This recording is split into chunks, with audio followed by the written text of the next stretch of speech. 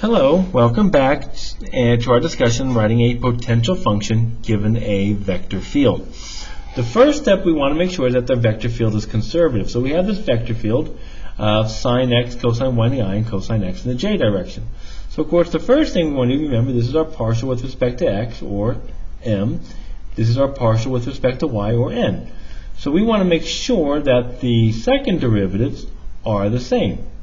So the partial of m with respect to y, we've already taken the derivative with respect to x, so now we're going to take the derivative with respect to y, and if we do that, we're going to get sine of x and negative sine of y.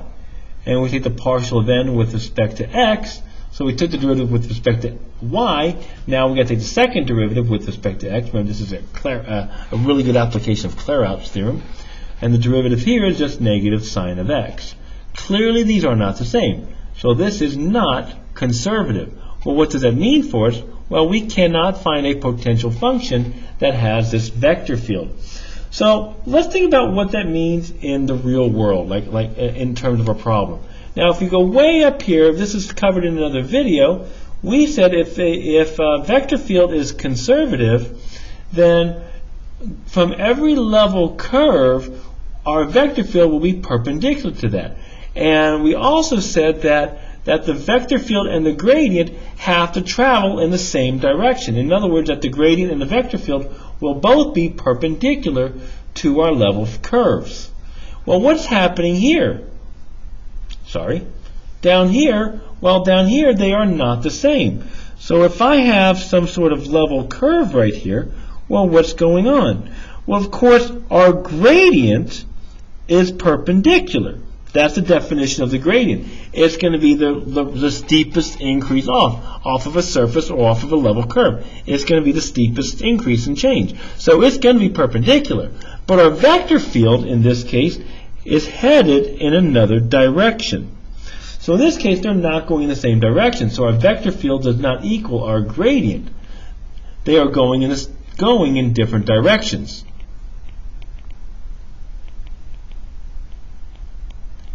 Now, when we start talking about line integrals, we're going to start talking more about what does it mean to be conservative. In other words, that we want to have like a net force like kind of zero. So in other words, it becomes that these become more important that they go in the same direction for us.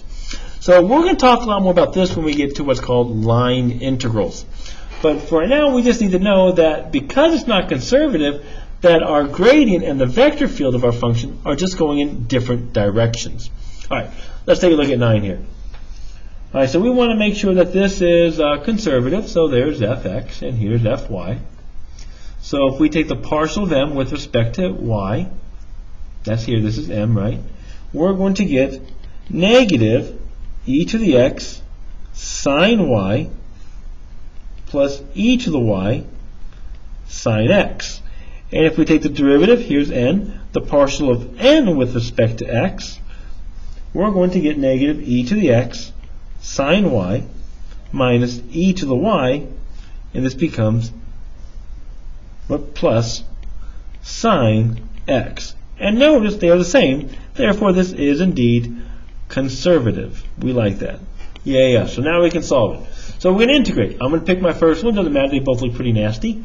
So when I integrate this one to get my partial, the function back, I'm going to integrate the first one here, e to the x cosine y plus e to the y sine x dx. And if we do this, we're going to get e to the x. We're integrating with respect to x, so cosine of y is a constant, plus here I'm going to integrate with respect to x. We're going to get, this becomes e to the y. And this becomes, be careful, negative, so I should change this sign right here to a minus, fancy count, cosine of x plus my constant, which is a function of y.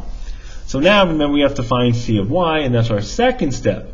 Well, to do this one, if we take what this says, remember, is the derivative of our function with respect to y. The derivative of our function with respect to y, I shouldn't say that, is going to equal the partial from our gradient, or that vector field. that we were given from the beginning. So if I take this function's derivative right here, so if I'm taking the derivative of our function right here, which becomes, with respect to y, which becomes negative e to the x sine y minus e to the y cosine of x plus c prime of y, that's going to equal to our gradient. From our gradient, its derivative with respect to y, which we already were given, this negative e to the x sine y minus e to the y cosine of x. And if you notice, these all cancel. Everything on this side better cancel if it wasn't conservative, and we're left with c prime of y equals 0. And of course, if you integrate that, be careful, c of y, if you integrate 0 with respect to y, here's a question, what do you get? You just get a constant, just some number. It's a number. Because remember, if this was a constant, its derivative is going to be 0 anyways. So be careful, we do get a constant there.